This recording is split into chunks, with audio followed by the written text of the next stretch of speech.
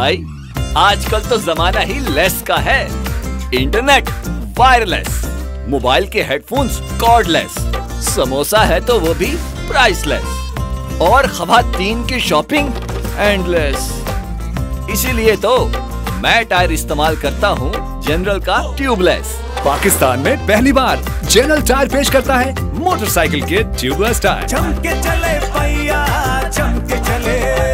और अगर आप जनरल के अलावा कोई टायर इस्तेमाल कर रहे हैं तो होपलेस।